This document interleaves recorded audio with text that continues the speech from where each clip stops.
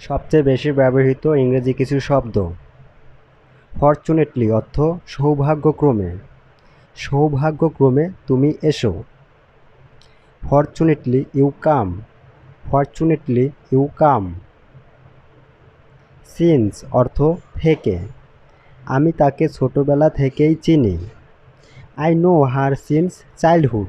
I know her since childhood. Under অর্থ নিচে।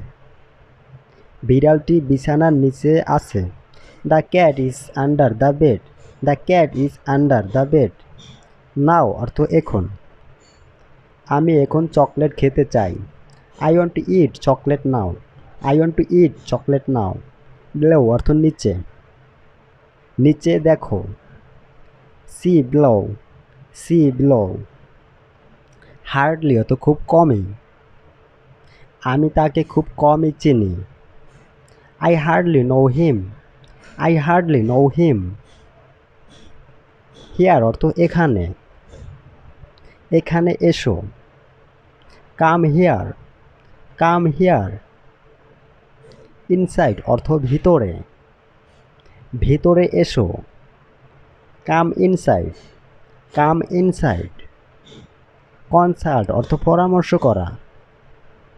তুমি আমার সাথে পরামর্শ করনি কেন? Why didn't you consult me? Why didn't you consult me? Curious অর্থ কৌতূহলী বা জানতে আগ্রহী। সে এটা জানতে আগ্রহী ছিল। He was curious to know it. He was curious to know it. Forbid অর্থ মানা করা বা নিষেধ করা। সে আমাকে কাউকে বলতে নিষেধ করে। He forbids me to tell anyone. He forbids me to tell anyone. Thanks for watching.